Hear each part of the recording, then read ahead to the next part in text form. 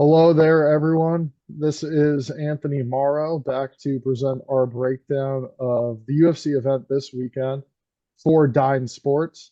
UFC 313 will take place at T-Mobile Arena in Las Vegas as Alex Pereira looks to defend his title against Magomed Ankalaev. Very good card coming at you this weekend. As always, joining me to break down the fights, Nick, how are you? How are you feeling about the event this Saturday? Yeah, man. Really solid card, top to bottom. I mean, even some fun prelims. We got a lot of great name value. Card's going to be in Vegas. Usually they put on big shows there for the pay-per-views. And we got an awesome fight at the top. One of the best the UFC can put on, in my opinion, between Alex Pereira and Magomed Ankalaev. People have been calling for this matchup for what feels like years now. Probably is years now. Time flies fast in the UFC. Super excited to break it down with you, man, and even more excited to get in and watch this card on Saturday. All right. Well, we will get into breaking it down on Saturday. As always, be sure to check out. We have a full write-up with our official predictions for each one of these fights. But we will dive in now. First, looking at that main event. This for the light heavyweight title, Alex Pereira, in a pick'em fight here, defending his belt against Magomed Ankalaev.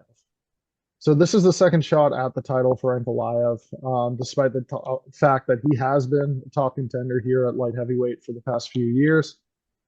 He came up short fighting for the vacant belt in his bout against Jan Blachowicz. That fight ruled a draw, a fight I really thought he was deserving. Clearly, this is a guy who's been fighting, elite level competition for his run in the UFC. Now a streak of 11 straight fights without a defeat. I think this is going to be a fight where Ankalaev knows he needs to, push the pace.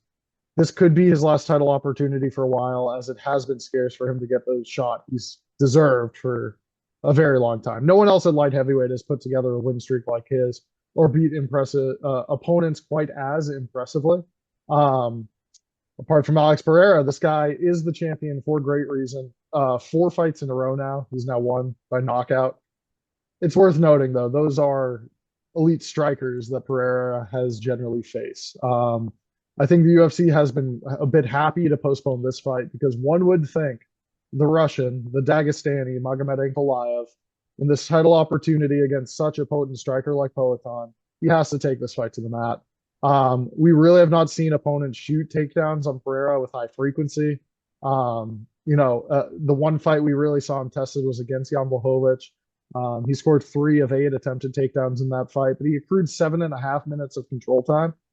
If Ankalaev wants to, if he feints his strikes, goes in for the legs of Alex Pereira, I'm very confident he'll be able to take this fight to the mat and he'll be able to win rounds that way. Ankalaev has the power to, compete with anyone on the feet, but as we've seen time and time again, that's not the recipe of a fight you want against a guy like Pereira.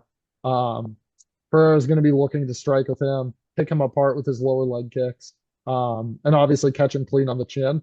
And Goliath's proven super durable. I don't see Pereira putting him out here, like catching him with a hook and that being the end of the night. It would be more so Ankalaev obliging him in a kickboxing match and Pereira able to, continue putting forth the better, more effective strikes over the course of 5 rounds, really chopping at the leg of Ankalaev and perhaps finding a knockout late. But again, if Ankalaev wants to push, the agenda here, I hope that all Team Habib and everyone in his ear is telling him just shoot against this guy. Because I'm pretty confident if he does, he will win. Again, with Ankalaev, not somebody who shoots that often. It's just a case where you know the opponent you're going to get here. You know how potent he is on the feet. I don't think he's going to be willing to take that risk. So my money is on Magomed Ankalaev this weekend. Near pick'em here in a title opportunity. Obviously, a lot of good could be said about Pereira as well, but this would be the one guy at light heavyweight that could really challenge him in the grappling. I hope it plays out that way. My money's on Ankalaev getting the job done. Yeah, this is a really tough fight to call given the binary nature of it all. Obviously, Alex Pereira, super talented striker. Ankalaev, known as a grappler. But in the UFC, Ankalaev only averaging zero point 0.9 takedowns per 15 minutes. It hasn't really been a part of his game that he's leaned on heavily. The main reason for that, though, is definitely the opponents he's been facing. I mean, he can definitely strike um, technically with guys like Johnny Walker, Anthony Smith, even Alexander Rakic in his last fight. So he doesn't necessarily need to go to the grappling often. And it's funny, when he was kind of pursuing this title shot, he was saying, hey, I'm not going to grapple. I'm going to stand and swing with Pereira. But as the fight gets closer and closer, you can kind of hear him say, no, this is MMA. I'm going to mix in the wrestling. I'm going to take him down. That's the easiest way to go. But it really does come down to like how aggressively he's going to pursue that part of his game. I think a lot of people expected him to do that against the fighter in Jan Blachowicz, who we saw exposed on the ground against Glover before they fought. And yeah, he really didn't go there until his legs were completely beat up. That fight ended up being a draw, but it was super frustrating as an Ankalaev backer, kind of waiting for him to realize that he had a clear path to victory. So I don't know. I think if he comes in with the game plan, he's going to grapple aggressively. He's certainly going to look like the favorite. The question, though, is will he, one, and two, how much has Alex Pereira's takedown defense improved? To this point in the UFC, it is only a 70%. There's not many guys who've even had a chance to get there with him. We've seen guys that aren't great wrestlers take him down at times. The likes of Andre Michailidis, who's long since been removed from the UFC. I believe Izzy had a takedown in one of their Adesanya, yep. matchups as well. What's that? Yep, Yeah. Izzy. Yeah. So, I mean, it is interesting, but at the same time, I mean, the aura of Pereira, he's going to have the crowd behind him. The UFC fully has their marketing machine behind him. I will say I did watch the press conference this evening, and it required a translator, but I think I have a little bit more charisma than I think people knew coming into this fight, doing much more trash talking than I think anyone expected. He kind of knows the spots that he's in. He's willing to kind of play the heel, lean into that. But again, this really comes down to will he grapple and will he do it aggressively? I'm with you. I think he will. And I don't know. At the same time, like my head just says Ankalaev here. Like he should get the takedowns. But again, he's only secured zero point 0.9 per 15 minutes. This is a 5 round fight. I think it's going to take more than two or three to really secure this with confidence. And when he's on the mat, it's not like we see Ankalaev chasing submissions or other than against Anthony Smith, who was injured pursuing ground and pound aggressively. So I don't know. I want to be confident in Ankalaev here. I think stylistically he is the side, but at the same time, I mean, Pereira is on an incredible run against really tough opponents, especially on the feet. People are looking at that Roundtree fight last time out and kind of hard on Pereira for it, but at the same time, a lot of the behind the scenes stuff has come out this week on that fight, and he was very, very sick. And he still managed to get that done, pull away late, and then find the knockout. When it comes to cardio, it's going to be interesting. I do think Ankalaev might have a slight advantage, but again, we saw Pereira kind of fading in the first Izzy fight, then kind of wake up, take over late. We saw him really take over late against Roundtree. I don't know that either of these guys are going to have issues lasting for 5 rounds, and then it might be a question of damage or control. There is a chance this ends up being a split decision, and if that's the case, you have to think with the crowd behind him, Pereira may get the nod. We've seen a lot of bad decisions in Vegas recently. Wouldn't surprise me at all. Right now, I am on the Ankalaev side. I will say this though, I hate to do this on a main event. I'm not 100% decided. I do kind of want to see how these guys look at weigh-in. Pereira obviously cuts a ton of weight, had issues with that weight cut last time, not to the point that it cost him the fight, but at least to the point that he was somewhat compromised. Ankalaev never really had an issue making weight. These guys kind of square up well at face-offs. But Pereira is 5 years older than Ankalaev. He is getting up there in age. But again, Ankalaev, not the highest fight IQ. I think the path is very clear. Take him down as often as you can. Just stay safe on the feet. I think he can be competitive in the striking. But Pereira does have that one-shot power, and he's put guys up before that we've never seen KO'd. So I don't think you could be super confident on any side. And I think that's more just the level of this fight. These are two of the best guys in the division by far. Two of the better pound-for-pound fighters, in my opinion, on the entire roster. Whenever you're dealing with this level of skill, if this fight took place 10 times, it's going to go different ways. Like you're not just going to see the same outcome consistently. But I do think stylistically, by far Pereira's toughest test so far, especially at 205. I'm going to go with Ankalaev. But I don't think I'm nearly as confident as you. Super excited for this fight, though. Again, one of the highest level matchups that the UFC can put on. Yeah, it's a really good one. Just to speak on the cardio as well, I mean, I think a part of it will come down to the binary nature of this fight. If Ankalaev is getting the takedowns early, rounds one, rounds two, rounds Mm. three, Even though Pereira has the cardio, clearly late in fights to still be dangerous. I don't think that'll be the case here. If he's just spent 12 minutes on bottom position by the start of round four, I don't really think he's going to have that same potency in his hands. And then same could be said for Ankalaev. If he does let this become a striking match, if he's going to stand there and just exchange with Pereira by rounds 3, 4, 5, one would think that the Brazilian has put on enough damage to really compromise Ankalaev's legs and probably be trending towards a finish at that point in the fight. But yeah, this is a sick one. Very excited for the title bout there. Yep. We will look now at the co-main event. This fight taking place at lightweight, a rematch. Rafael Fiziev, minus 170, the betting favorite here against Justin Gaethje, who could be had at plus 140. This is a rematch of their fight from UFC 286. That bout was a majority decision that went the way of Justin Gaethje. I picked Gaethje that first time out. I really thought it was a super competitive matchup. Upon rewatching this week, I still felt like there was a solid case for Fiziev to get the nod in that one. He last fought in 2023. It's been a while. He had a leg injury in that fight against Mateusz Gamrot. But Fiziev is stepping in here on short notice for the injured Dan Hooker, taking this fight with less than 2 weeks really to prepare. He's one of the few guys here at 155 pounds that really doesn't struggle to make that weight. It's an easy cut for him on short notice. With how their last fight went, with the minutes these guys have already shared in the cage together, I'm not really expecting anything too different this second time around. Fiziev was faster, landing good kicks early on in that fight, landing good counters off of the kicks that Gaethje was throwing. It was just as often the case there. Gaethje was able to withstand that punishment and fire back with his whole body in every punch, as is often the case with Justin Gaethje. Hurt Fiziev, cut him up, really make that fight much more competitive in its latter half. It's tough to predict over 3 rounds what a competitive striking matchup like this will devolve into. The fact it is only 3 rounds, I think, is benefit to Fiziev. Again this time. Gaethje, although he just went, through a war of his own, Max Holloway in his last fight, 5-round brawl, he also took a lot of punishment. He's really been taking a lot of punishment over these past couple of years. He's been a bit more active, and as is always the case, he's a guy who's had a granite chin, but he's also a guy that's been finished numerous times. He's willing to put himself out there, put himself in positions to get hit in order to hurt his opponents. I think a super technical marksman like Fiziev is going to get the better of Gaethje most times. And as it wasn't the case the last time when they fought, I feel like this time he will end up getting the nod.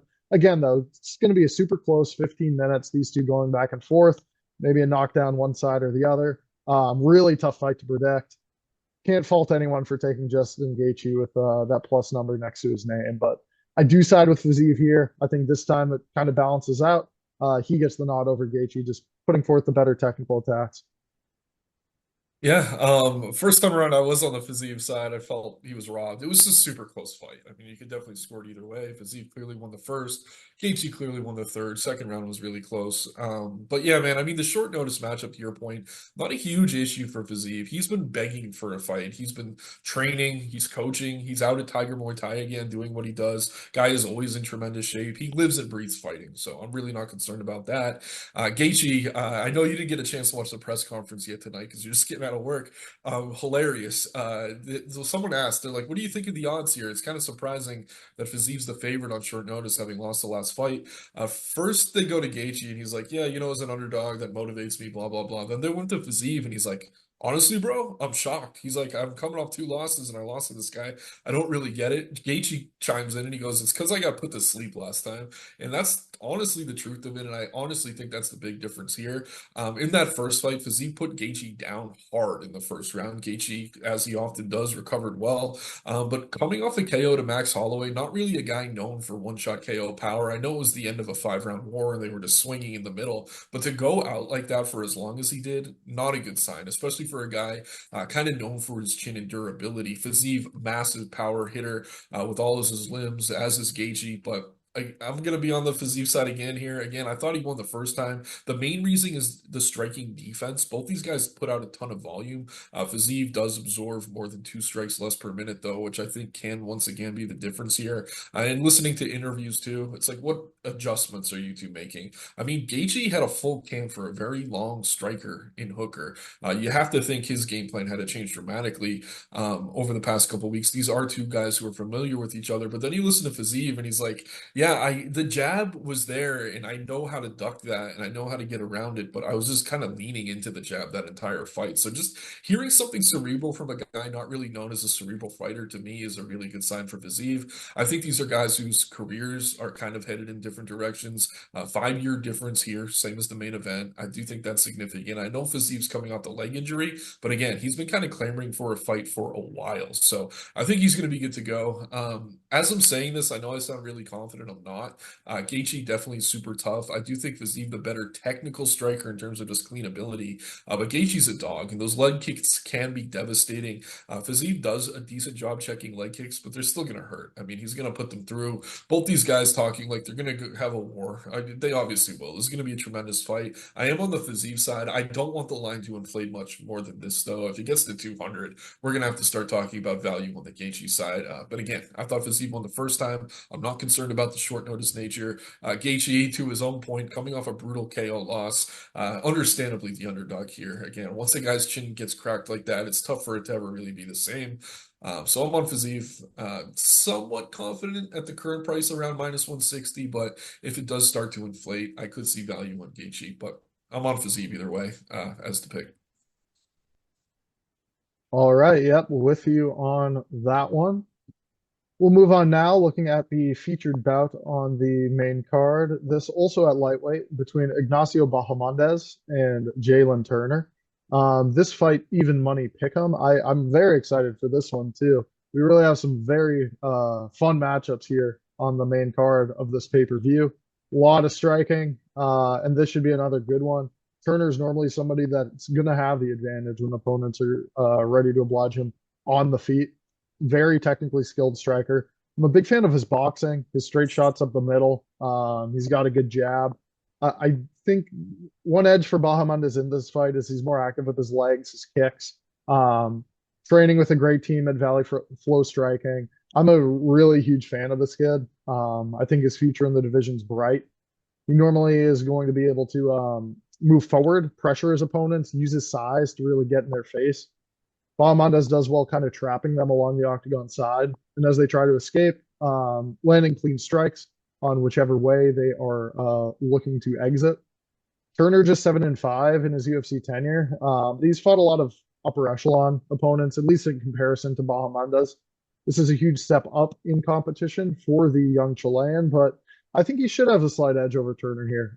He's a step faster, and really his aggression is what I think is going to be the deciding factor. Bahamondes is very quick to get in his opponent's face and force the issue.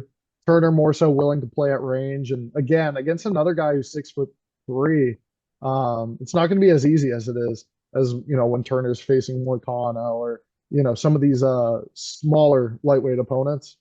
I think Bahamondes also has a slight edge grappling if he does want to go there. We've seen Turner bullied on the mat before. Again, I really think these two are going to be happy to strike with one another on the feet. But if anyone is going to take this fight to the ground or find a submission, I think it's more likely to be Bahamondes. And then that just adds value to his side as this fight is pick'em. With all of that said, as well as the intangibles, younger fighter. On this nice win streak. 2 first-round finishes this past 2 fights. Really not a lot bad you could say about this kid. Keeps his chin up a bit. And again, those straight shots of Turner are concerning, but I think in a pick-em fight, he's going to be an easy bet for me. I am going to the window with Bahamondes. Yeah, man, it's usually we don't agree this much on the main card, but I'm with you on this one as well. I think it's a tough fight to call, first of all. I do want to make that clear. Turner definitely has faced a better competition, but usually he has such a massive advantage as a 6'3" lightweight. He's not going to have that advantage here against Bahamondes, who's the exact same height. And I actually think Bahamondes kind of uses his length better than Turner does. To your point, mixing in the kicks makes him even longer. Really good job in that regard. Turner always comes out hot. That's kind of my one fear here as a Bahamondes backer. I could see him just kind of bowling through him as we've seen him do at times. I mean, he started out excellent against Moicano, really dominated him early until he was kind of taken out. Dominated that first round against Dan Hooker, and then Dan Hooker kind of came to life and took him out. Usually Turner wins the first round. So honestly, as much as I like Bahamondes and I think the money line is good, I kind of like just waiting for the live spot. You probably get him at plus money after the first round. And we have seen Turner fade in the third round in a lot of his fights.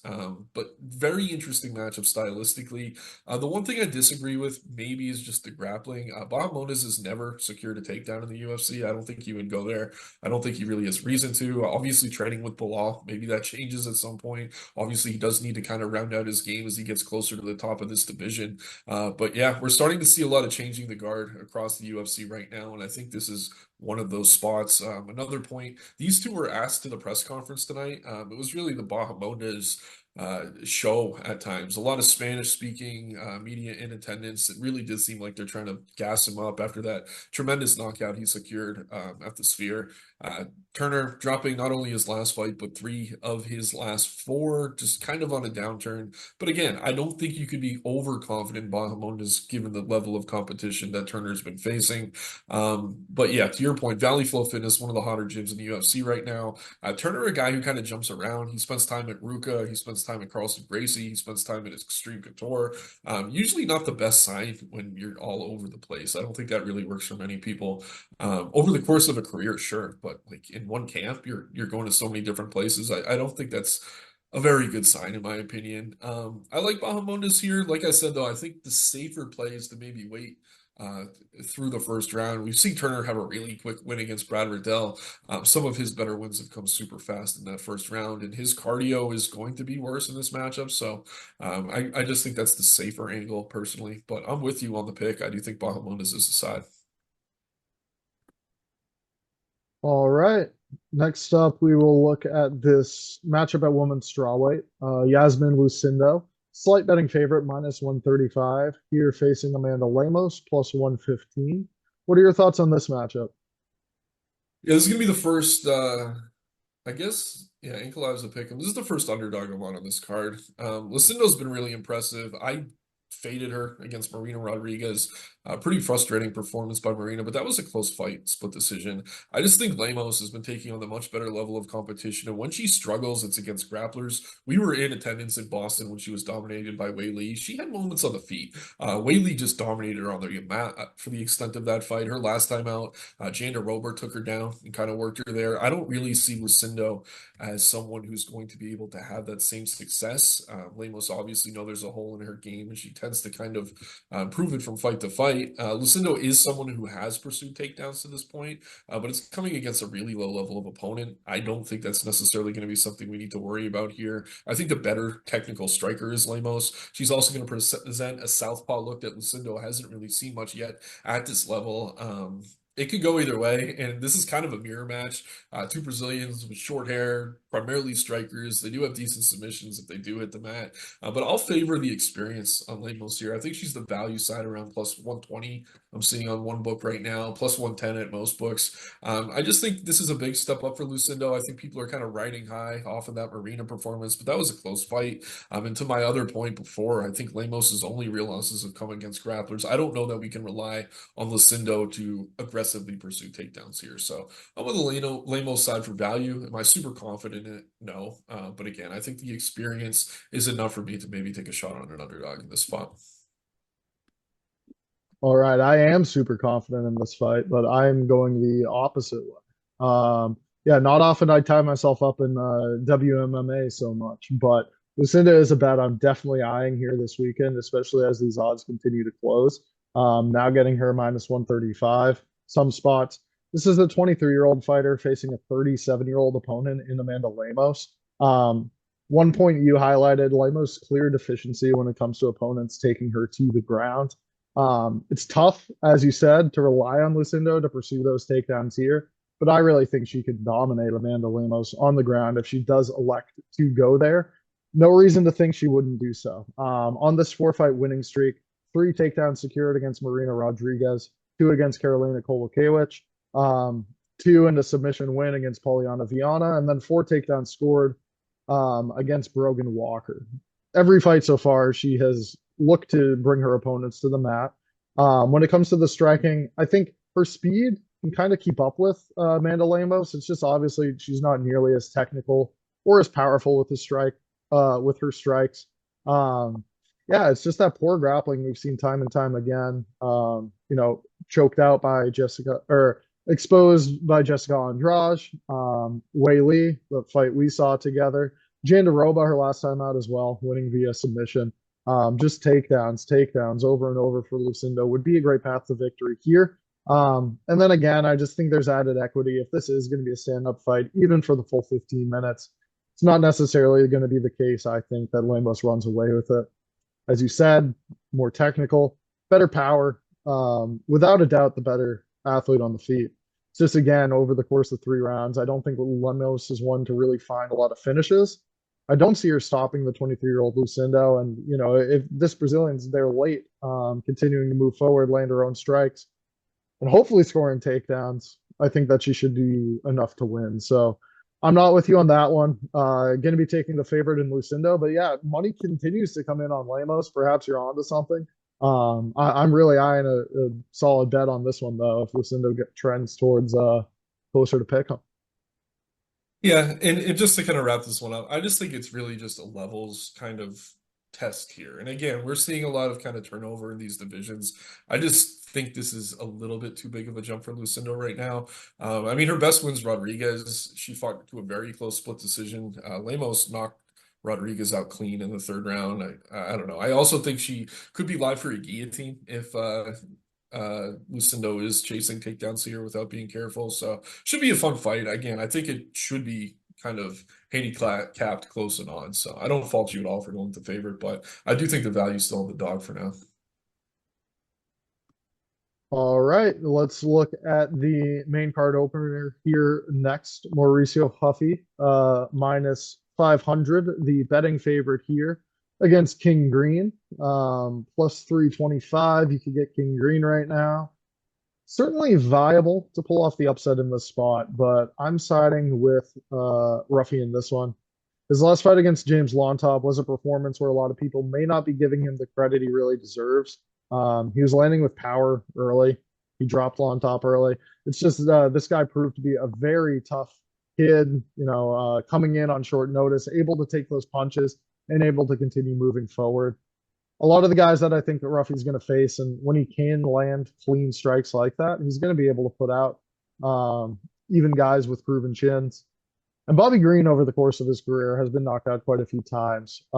This is his 52nd professional fight here this weekend. He's content to fight at boxing range. That's going to be exactly where Ruffy wants to keep this one. He's a dynamic striker, but very light on his feet.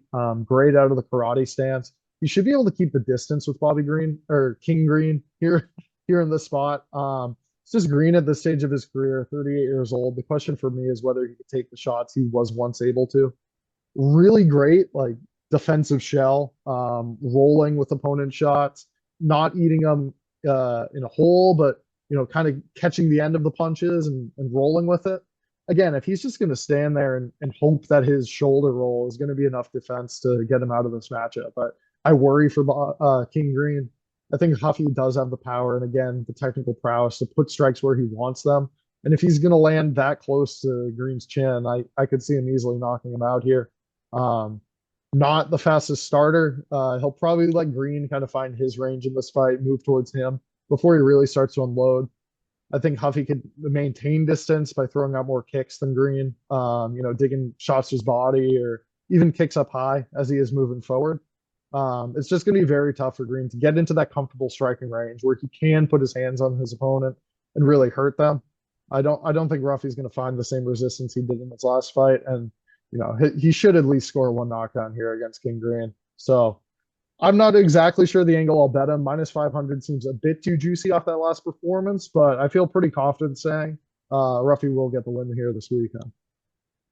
Yeah, in some ways I do think the line's disrespectful, but in others I kind of have trouble seeing Green win this fight over the course of 3 rounds. And it really is just the durability. I mean, you mentioned how many times this guy's been in the cage. He has lost 5 fights via KO, which is never a great sign. And we're looking at his recent fights. Obviously, Patty caught him in that triangle choke. Prior to that, Turner knocked him out, Dober knocked him out, ground and pound by Islam. Yeah. I mean, most of his recent losses have come via knockout. Even the Jared Gordon fight, which was kind of a no contest, he was getting rocked for a few minutes against a guy who's really not considered this tremendous striker by any stretch. I think Tony even had moments against him. As dominant as he was against Jim Miller did, I think, secure a knockdown at one point in that fight. So his chin is kind of on the way down. And Ruffy obviously coming off in some ways a disappointing performance against Lontop, who's since been cut from the UFC. But what can you say about Lontop other than he has a tremendous chin, really solid durability, ate some ridiculously clean shots in that spot, just kept going. So credit to Lontop, but at the same time, if toughness is your best trait, probably not winning a lot of fights at this level. Again, Green's taken on the better level of opponent. Ruffy, I mean, he kind of doesn't have the highest fight IQ, a little bit too flashy at times. Slow to your point at times as well, waiting for fights to come to him. He does put out decent volume. I do think Green's going to put out more volume, but it really is like a question of if he's going to find the chin or not. If this goes 15 minutes, I'd rather be on the Green side, certainly at this price, but I'm not confident it will. I'm on Ruffy to find that KO. Again, kind of lots of comparisons to Conor McGregor, but he's different than McGregor. He doesn't really set up that power shot as well as McGregor did. He just kind of hunts for it, which at times and against a high level striker like Bobby Green can lead to trouble. But over the course of 15 minutes, I do think he probably finds his chin.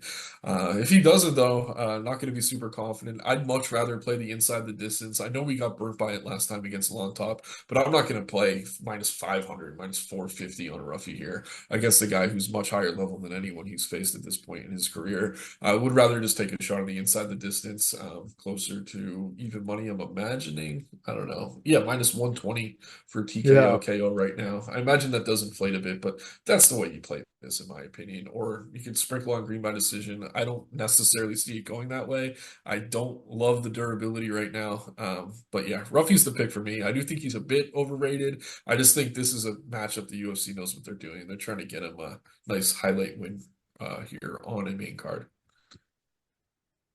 Yep, same page with you on that one. All right. We'll look now at the preliminary portion of the evening. This fight, Rizvan Kuniev making his debut in the UFC, facing Curtis Blaydes. Curtis Blaydes minus 330, the betting favorite against Kuniev, who could be had plus 250. Pretty decent prospect. I think acquainted with Ankalaev and likely the reason for his placement on this card, hailing from Dagestan.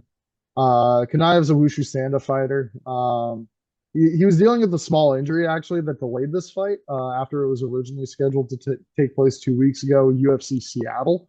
But now we are getting it tonight. Not entirely sure what that could be that's ailing him and what could heal 2 weeks later. But nonetheless, I think Blaydes is going to be the side in this matchup. He's always consistent, better with his striking than, or not often better than his striking, the better striker of the two. However, in this matchup, I think he does have an edge in regards to his power against Kuniev. Kuniev is somebody who likes to take most of his fights in the ground, and he really can't here against an elite wrestler such as Curtis Blaydes. He's entering this fight on a 12-fight win streak, but I mean, nothing too spectacular there. One win even against Renan Ferreira, overturned after a positive test for anabolic steroids. This is a huge step up in competition for Kuniev, not only moving to the UFC, but facing a top 5 heavyweight like Curtis Blaydes right out of the chute. I think it is going to be a tough test for him. Blaydes is somebody who we've really seen touch before and put down early in his fights. Kuniev, well, he certainly has the power to do that. It's not really what he's known for. It's not like he's this thunderous power threat that's going to go in there and start Blaydes early. I think he's going to look to really grind this one out, get the better of Blaydes over the course of 3 rounds, and I don't think he's going to be able to. He's going to look to shoot, and I think a lot of those are going to get stuffed. Blaydes should be able to find his way into top position at some point in this fight. and I think he should have the edge over Kuniev. So I'm taking him. Probably not laying minus 330 on heavyweights, and again, just Blaydes what we've seen throughout his career. Not really the guy you want to be laying that kind of chalk with, but he should get the win this weekend. Yeah, I'm on Blaydes as well. Pretty confident. I mean, the one thing holding me back is Blaydes' chin. We've seen him put out a few times brutally. Obviously, not a great thing if you're a heavyweight. All these guys hit hard. Kanaev does hit hard. But yeah, man, I don't rate him all that highly. I'm kind of wondering why he's even in this matchup, and especially with an injury. Why did they put this fight back together? I know a lot of people are kind of spinning the narrative this week that Dana wants to kind of get a win over this guy who looked pretty good in the PFL to kind of further discount Francis Ngannou's record, things like that. Obviously, Ngannou did really well against Ferreira last time out. But yeah, man, Kanaev in that fight, his career best win against Ferreira. Usually we hear about these guys, they say, oh, I took the wrong supplement. I did this, I did that. He tested positive for drostanolone, bentenolone, boldenon, 19. I can't pronounce any of these things. A bunch of different anabolic steroids. This guy knew what he was doing. He's fought in smaller weight classes. He doesn't look athletic at all for a heavyweight. And yeah, most of his success kind of comes grinding guys up against the cage, which is really not something you can do against Curtis Blaydes. I know Almeida took Blaydes down a bunch of times early, but that's Almeida. I mean, he's an absolute beast physically, really talented grappler, and I don't even rate Kanaev's wrestling that highly. I think he more just kind of takes down strikers at heavyweight at a pretty low level. So again, I can't figure out why the UFC is putting this together. I will say the heavyweight division is so shallow. Like they have 1/3 of the fighters at heavyweight that they do at any other weight class. Like they need heavyweights to look good. They need them to kind of climb up the rankings to make this division more interesting. If Kanaev pulls off the win here, I mean, he's probably going to get a fight night main event, something like that. I just don't rate him that highly, though. So I think more likely than not, just trying to burn this guy, make Blaydes look better, maybe set him up for something. Obviously, he's still a few fights away from getting back towards the title, but just a much better fighter who's taken on a much better competition, and a guy in Kanaev who's coming off brutal steroid suspension where there was no mistakes there. He tested positive for a whole lot of different stuff. So outside of Blaydes' chin, I'm pretty confident he gets this one done, probably inside the distance, probably in dominant fashion. Whenever Blaydes is confident, he looks tremendous. We saw it against Dawkins. I don't know. He just knows he probably has this guy's number. I like him here to get it done, probably inside the distance. All right. Next up, let's look at this flyweight matchup. Joshua Van, minus 175, the betting favorite here against Rei Tsuruya. Plus 145, you can have the underdog. This is a close fight. This is a good stylistic clash. Tsuruya very reliant on his takedowns and submissions to get the win. Undefeated as a professional, certainly in some sticky spots before, but he's somebody that really relies on finding the early takedown, threatening with his submissions, controlling opponents on the mat. Van, alternatively, extremely good with his hands, fast, high volume boxing, really builds as his fights go on, finds a home for his punches, lands with great accuracy. But we have seen him really struggle when put on his ass in his fights. I think it's a foregone conclusion. Tsuruya is going to take him down here in round one. It's just a matter of the kind of fight we get thereafter. Tsuruya is able to maintain good position, keep him down for a full first round, maybe score a takedown out of the start of the second, or threaten a submission. But if Van is able to stop the earliest shots, get back to his feet, at least avoid takedowns in rounds 2 and 3, I really feel confident saying he should be able to get the win here. His striking is much better than Tsuruya. I mean, this kid's still young, but we really have not seen him put together solid combinations or anything close in his past couple fights. Van, meanwhile, again, they aren't 4 or 5 punch combinations. They become 9, 10 punch combinations when Van could really get going. He's another young kid that's just going to be improving with each of these fights. Elite striking already, proven to have a good chin, and again, just a pace that's so hard to deal with, especially if you let him build as each minute ticks off the clock. So again, if Tsuruya is unable to score those takedowns, really contain the offensive output from Van, he's going to be in for a long night.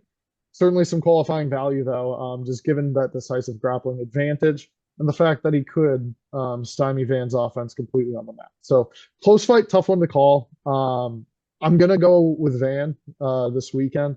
I'm not willing to take the underdog shot on Tsuruya remaining undefeated. I think it's going to be an uphill battle for him, even though he clearly has the skills to take down anyone at this weight class. It's just a matter of if he can hold them down. Yeah, I'm with you on this one. I do like the Van side here. I mean, Tsuruya definitely the better grappler in this matchup, but we saw Van handle a better wrestler, in my opinion, than Cody Dern, and certainly Tsuruya, the better submission grappler, the better jiu-jitsu. But in terms of securing the takedowns consistently, Durden was a really good test for Van, and he passed it with flying colors. We've seen his takedown defense continue to improve, and as good as Tsuruya looked his last time out against Hernandez, Hernandez was able to work his way back to the feet several times. He did stay safe from submissions. I do think Van and him have kind of similar, I don't know, submission defense ability. So outside of maybe getting caught in something in kind of a weird scramble, I do think Van's the side here. I do agree that Tsuruya probably wins the first round, but the jury's kind of out on this. Like books know that Van drops the first round, tends to win the second and third. So you can maybe go fishing for kind of that price like after the first round. But even if he drops the close first round, the price might actually get worse on Van. He might be an even bigger favorite, even if he drops the first, which you can't say for many fighters. It's just been his style is just kind of so distinct. Landing almost 9 significant strikes per minute, and usually we see numbers on this. Like numbers like this on guys who have only had a UFC fight or two, but he's had a bunch now, and he's still maintaining that ridiculous rate. Yeah, coming off 2 good wins, like I said, over Durden and as well as Edgar Shirez. 2 young fighters, though, so there's certainly some volatility here. It is a high-level matchup. I just think the gap on the feet is wider than the gap on the mat. I do think Van has shown he can work his way back to his feet. So yeah, I'm on the Van side here. I do think he's value as long as it stays under -200. So really dangerous with the grappling, but he goes for a lot of weird stuff. Like I don't know that necessarily he has kind of the fundamentals to keep Van down for 3 rounds and just kind of grind this out on the mat, just dominate by position. Not really his style. And another point, most of these road to UFC guys have kind of been overrated coming in. Even or what's his name, Rinya Nakamura, who's kind of the one that I think anyone really rated highly coming off a pretty ugly loss. They've mostly been disappointing to this point, and I like Ray. I think he's a good prospect, but I was impressed by the Hernandez fight, but it's not like he secured a finish or did anything too dominant or impressive. He started to gas a bit, didn't seem to find a second win. Van known for his cardio and his ability to weaponize it. So I'm on the Van side here. I think there's value on him as long as he stays under -200. Yeah, and just to close, Tsuruya an attractive underdog, but again, it feels like finish reliant. And this fight line -180 to go to the scorecards. If Van's just going to keep building and building, and this one's looking like it's going to the judges, that's going to be the side we'll want. All right. Next up, moving to middleweight for a very fun matchup, Armen Petrosyan, -140, the betting favorite here against Bruno Ferreira, who could be had +120. These are 2 fighters that like to strike, and they both kind of struggle when grappling. Petrosyan's the better technical striker, whereas Ferreira holds more power and is certainly a threat in regards to the early knockout, just with the power he has in both hands. Petrosyan was leading his last fight against Shara Magomedov before that knockout loss. I thought he was doing very well. Really had his timing down, proving that he's a level above in terms of his technical kickboxing prowess. Ferreira is somebody who's really not as tall, or probably doesn't match up great size-wise against the likes of Armen Petrosyan. It will be difficult for him to close the distance against such an effective kickboxer. A lot of Ferreira shots, looping hooks, straight shots down the middle, or again, when he's able to get in close, he does have pretty solid clinch attacks. Petrosyan, just with his length, able to use every weapon that he is available to him. Good elbows, knees, kicks, more fluid with his striking, and again, just better suited for a 3-round fight. One knock on him, obviously, somebody we've seen his chin touched, somebody who can be put down, and somebody who really doesn't fight with the best defensive awareness, puts himself in those positions to get hit a lot, just, trying to land offense of his own. It's kind of what you have to do in a mixed martial arts fight, so I really don't mind it. It's just obviously against the likes of a power threat like Ferreira, he has to mind his P's and Q's there early as he enters the pocket and looks to get off his offense. I think at this number, Petrosyan's going to be the side for me. Obviously, again, would not surprise me to see Ferreira score a first-round knockout, but otherwise, I think Petrosyan should have the edge here. Whether it's him knocking out Ferreira, I think he'll at least score a knockdown, And again, should be able to control the distance in this fight, leading him to be the much more likely side winning if this is to go to the judges' scorecards. Yeah, it's tough off a loss in his last time out, but I do think Petrosyan can bounce back in this fight. But again, should be a good one. You know these two are going to strike with each other. Perhaps a slight grappling advantage if Ferreira wants to take it there. But I think he's just looking to take Petrosyan's head off. And again, if he does not connect, I think it's going to be a long night at the office. Yeah, this one's tough. I'll say it's easily one of the tougher fights on the card to call. Always like to use these opportunities to plug the article. We're not 100% decided. That'll be out on Saturday morning, not only with our picks, but also the outcome exact for each of these fights for the two of us and what we're seeing. Right now, I'm so torn, man. I think Petrosyan's the much better technical striker. I think it's by a decent margin. But Ferreira just has that power, and he seems to find it against high level of opponents. I mean, the win over Rodriguez in his debut, tremendous. Did a good job against Stolfus, had his moments against Magomedov. And yeah, coming off a KO loss, never a good sign for someone going in to face a power puncher, especially when you could get underdog money on that power puncher. Also, I do think Ferreira is the much better grappler here. And knowing that that hole is so massive in Petrosyan's game, I don't see why he wouldn't go to it. Petrosyan 31% takedown defense in the UFC, obviously against some tough opponents, definitely better grapplers than what he's going to be dealing with here. And it's not a high number, but Ferreira does average a half a takedown per 15 minutes. So we at least know he's willing to pursue them. Pretty low accuracy of just 16%. But he's taken on some guys who usually do a pretty good job staying on their feet. Pursued a bunch against Abus, who managed to keep that fight standing for the most part. So I like Ferreira here slightly right now. I do want to spend a little bit more time on this one. I don't know. Ferreira kind of small for the division. I don't think he has issues making weight, but if Petrosyan's kind of looking way bigger than him at face-offs and he has a really solid weight cut, I could definitely see flipping over to the favorite. But I do think the value's on Ferreira right now. I don't like how many people seem to be on Ferreira, and the line hasn't moved as much necessarily as I kind of thought it would. It's actually gone more in favor of Petrosyan, but you kind of listen around the industry this week. It seems like one of the trendier underdogs is Brunno Ferreira, so that's kind of giving me some pause as well. I need to spend more time on this one. I think Ferreira, if he mixes in the grappling, though, and that's a big, big if, would be the value side. But yeah, tough one for me to call. I'll go with Ferreira for now for the sake of the video, but definitely torn. Do need to spend a bit more time kind of finalizing my decision. And just to correct you, I think odds have been closing. Petrosyan, I had 160 earlier in the week, now to minus 140 the favorite. So money is coming in on the Depends on the Ferrera book you look side at. as of now. I think it depends on the book because Petrosyan was, I don't want to plug other books. 122, he's now 140 on one book, 120, now 130 on another. Um, so it's widening on some, I guess closing on one that you're looking at, but yeah, kind of a weird spot. I think a lot of people are torn. This is one that could go either way. All right, now let's look at this matchup at welterweight between Carlos Leal and Alex Morono. Big favorite Leal minus 800 here against Morono, who could be had at 5-1. What are your thoughts on this matchup?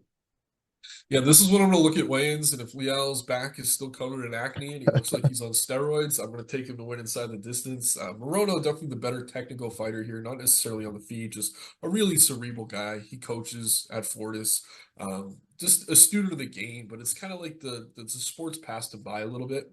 You go back 10 years or so, there were 100 guys that looked like Morono on the roster, all kind of fighting in a weight class where they don't have to cut as much weight, but now everyone is completely chiseled and in an amazing shape. And Carlos Leal looks to be on as many steroids as anyone can handle. This guy's back was oozing, I don't even know what, against Renat Fakhretdinov in a debut where he was a heavy underdog, or not a heavy underdog, a considerable underdog. I was on him in that fight and he was completely robbed. So, um, yeah, I'm a little bit kind of burnt by that, but I do think this is a spot where he should be able to get into the win column. But again, I don't want him to stop taking the steroids as a backer. I want to see that he still looks like an absolute beast at weigh-ins. And again, we're in the press conference tonight, but they only faced off the top three fights. So we're gonna have to wait till tomorrow. This video will probably be out by the time we have that information. So Yeah, I'm on Leal. I do think the money line's ridiculous, but I think you could probably play him inside the distance. Again, I just want to make sure he's still on steroids as much as I can. Morono, probably better technically, especially on the mat, but we just see him kind of declining over his last few fights. Really ugly performance last time out against Rodriguez. Terrible performance against Nico Price, albeit on short notice, and just small for the division against a guy who's going to be very, very big for the division. I like Leal here. Yeah, there's really not a very clear path to victory for Morono. While he does have excellent grappling, he really has not utilized it at all to At all. great effect in his recent fights. Leal also proven in that debut he could fight through those tough decisions or positions. He could get up from the ground. He could land power shots on the break. Also mentioning that debut came on short notice too, stepping in, probably a reason for those long odds there. Now with a full camp, we should see an even better version of him here in this matchup. And again, it's just going to be very tough for Morono to win a lot of minutes or moments in this fight. Um, Leal, just the size, as you had alluded to, for a welterweight. Well, Morono's a bit on the smaller side. Leal's all of 170 pounds. To be able to really control position if these two do end up grappling or alongside the fence.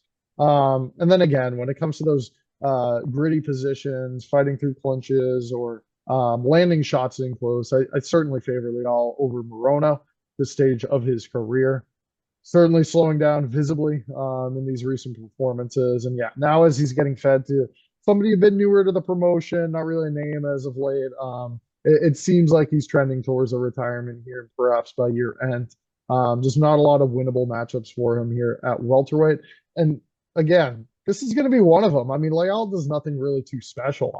I really don't think he warrants crazy odds like this. It's just tough for anyone to get to the window and back Morono at this stage of his career, and given the performances we've seen lately. So yeah, I figure Leal should be able to just grind out this win one way or another. Crazy odds though. He's not somebody I'm going to go to the window back. Yeah, a couple Uh, years ago, I would have gone Morono here. It's just the decline has been rapid. right. Yeah. No, for sure. All right. Moving on now to the early preliminary portion of this card. A fight next at featherweight, Mairon Santos, minus 300, the betting favorite here against Francis Marshall. Um, I'm a very big fan of Mairon Santos. He proved on the last season of The Ultimate Fighter that he is very skilled, winning the tough finale in impressive fashion. Great knockout of Con Ofli in that fight. Um, He's physical, a good striker. Size for a featherweight too. Francis Marshall's somebody who's moved featherweight, lightweight. I still think on the smaller side, it'll be interesting as these two face off. But yeah, Santos built well, way better technical striker. Just quick hands, quick reaction times, uses feints to great effect. Just on another level in terms of his kickboxing skills compared to someone like Marshall, who again has some power, can move in close distance effectively. Just really will not perform well here if this is going to be a technical striking match. Santos landing the cleaner shots, probably hurting Marshall. Winning the judges' favor with his cleaner entries and landing strikes without taking much damage back. I think is going to be key for him in this matchup. Marshall perhaps looking to utilize the grappling to some extent, get Santos down to the mat, make this fight a bit more competitive in that nature. It's just at this weight class, I really think a lot of guys are going to struggle with Santos, dealing again with his speed and his precision with his striking. I think this could be trending towards a decision win for him rather than another impressive knockout. Con hopefully is somebody who's not very good. Marshall's going to be a tougher test, but I still think Santos should be able to clear in this matchup. His striking's really good.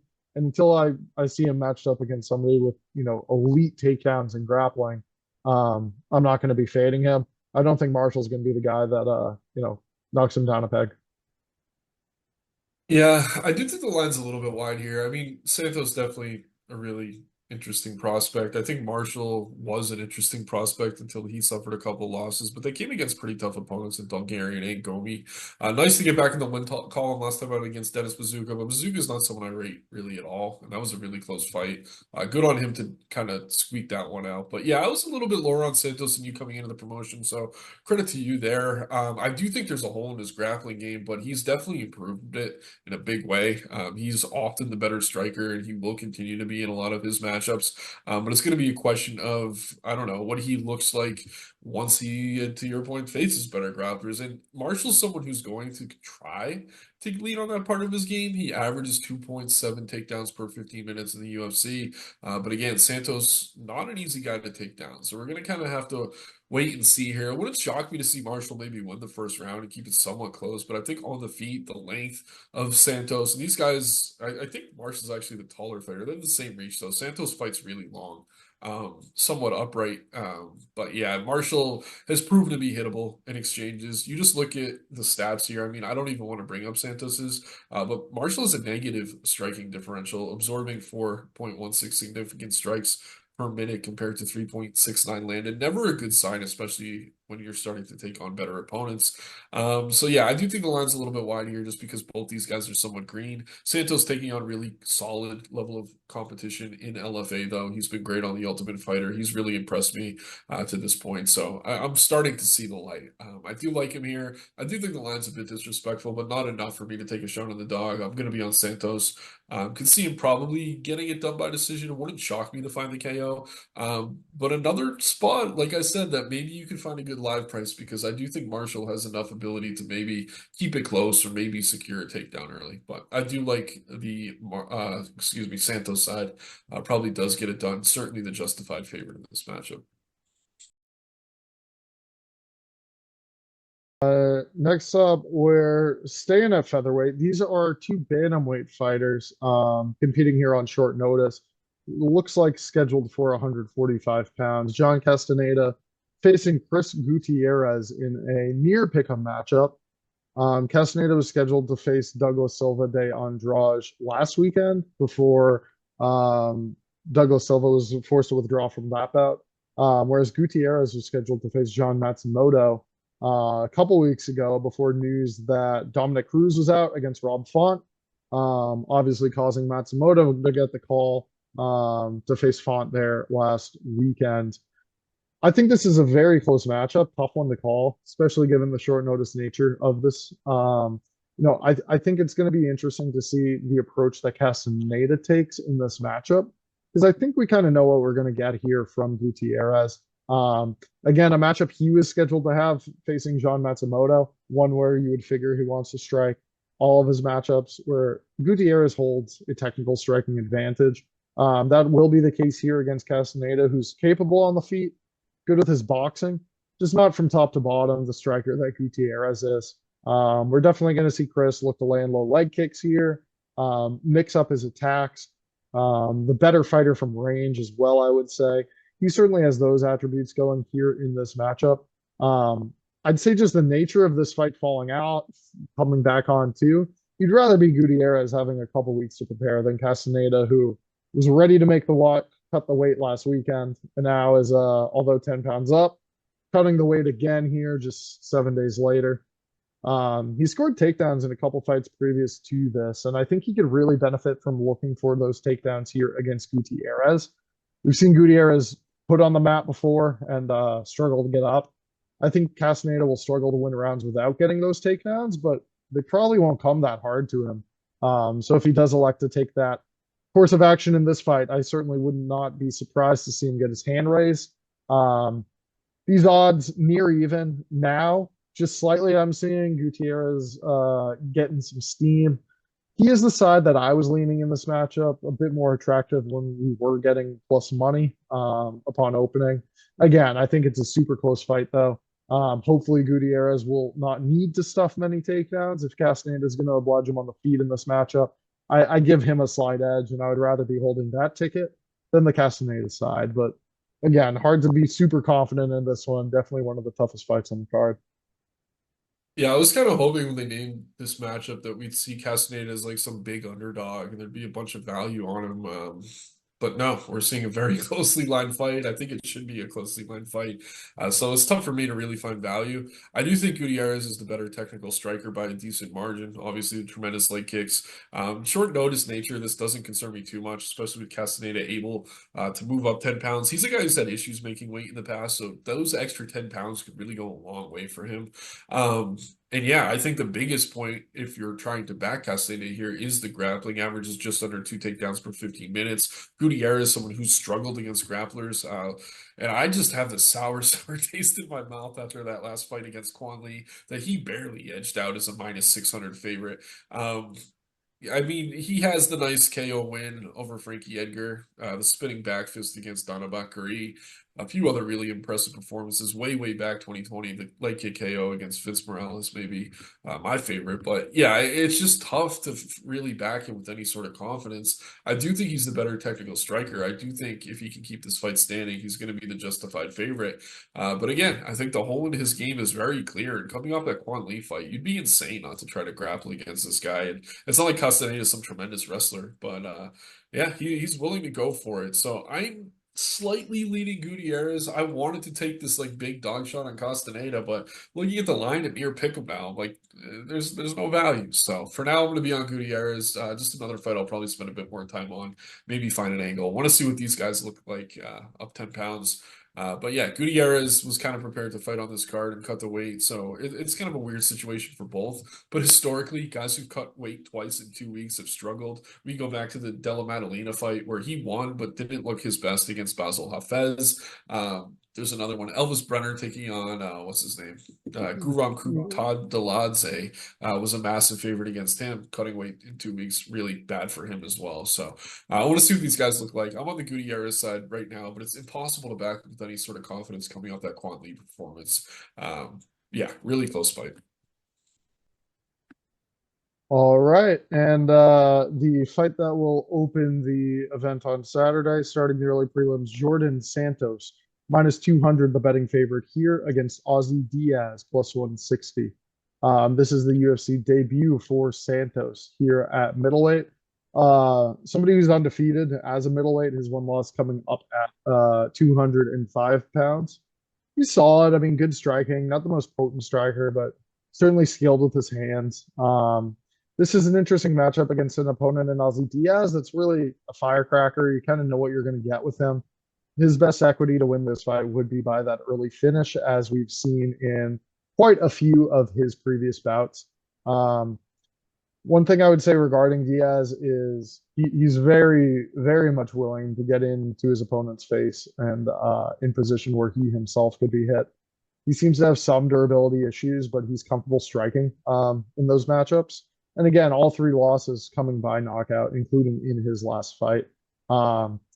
Not high level competition as well that Diaz has really been up there against. So you would hope to see him at least weathering the early storm and getting through a few of these matchups. But yeah, I mean, Ming Yang Zhang his last time is like, it's really a question of what kind of opponent Diaz could find himself get by at the UFC level. Again, Santos is somebody who really hasn't proven himself to be this caliber of fighter quite yet. I haven't seen anything that special out of his performances previously upon review, but again, in this matchup against Diaz, if he's able to just weather that early first round, absorb those big shots or preferably evade those big shots from Aussie Diaz, I think Santos is going to land the cleaner strikes over the course of 15 minutes. And Diaz is somebody that just really hasn't proven capable of absorbing much in terms of, offensive output. Here at middleweight, I think a tough Brazilian like Santos could certainly find his chin and put him out. But yeah, volatile matchup. Would not blame anyone for taking Diaz. I would look at it like an early prop on him if I was going that way. Leaning the way of the Santos side, but yeah, just probably avoiding this fight altogether to start my Saturday. No reason to bet on the first fight to open the card if you aren't that confident. And yeah, no reason I see to be backing Santos at minus 200. I'd rather take a shot on the underdog, honestly. But what are your thoughts on that one? Yeah, I mean, this is a tough one. It's just tough to have a great read on either of these guys. I actually think Diaz, primarily fighting for LFA, has seen maybe the better level of regional opponent, but hasn't had much success against the better of that group. And yeah, Jordan Santos coming into the Contender Series, you kind of look at this guy's record, kind of seems like a fraud. And then he looked really good against a decent Cage Warriors prospect in Will Curry, a guy who I kind of rated coming into that fight. I was dead wrong in that matchup. Yeah, I think most people were. Santos was around a plus 300 underdog there, but yeah, he was impressive. He looked to improve dramatically. I mean, we see this a lot in these guys in Brazil. They kind of fight on the regional scene, don't really have any money backing them, and then they get into a decent gym and they start to really kind of round into their own. And I think that's what we're kind of seeing here with Santos. Diaz is very much kill or be killed. He loves to kind of play in the firefight. 7 wins by KO, 3 losses by KO, 2 wins by submission. He has never gone to a decision. So if you really need action on every fight, maybe just bet it to not go the distance. It's only around minus 200 right now. So I actually think the best value on this fight is probably right there. Either Diaz finds that KO or he doesn't. Maybe he gets finished on the other end. Santos did go decision on Contender Series, but was impressive enough as a heavy underdog that I think maybe he is the side here. I understand why he's the favorite, but it does feel like recency bias to a degree. Diaz's loss came to a rising prospect in what's his name? I don't want to mispronounce it. Ming Yang Zhang, who's scheduled to take on Anthony Smith. Definitely someone the UFC wants to build, given the large market over there in China. But at the same time, I mean, it's tough to back Diaz with any sort of confidence. Trains out a decent gym in Kings. Kings has kind of been on a downturn, though, generally speaking. I don't know. I'm on Santos right now. Do want to spend a bit more time on this one. I'd love to take a dog shot on Diaz if I can find the path there. It's just, I don't know, man. He's been so inconsistent. I'd rather just bet the fight not to go the distance. Yeah, I mean, I like that minus 200, no distance. I'd rather bet Yeah. that than lay minus 200 on Santos there.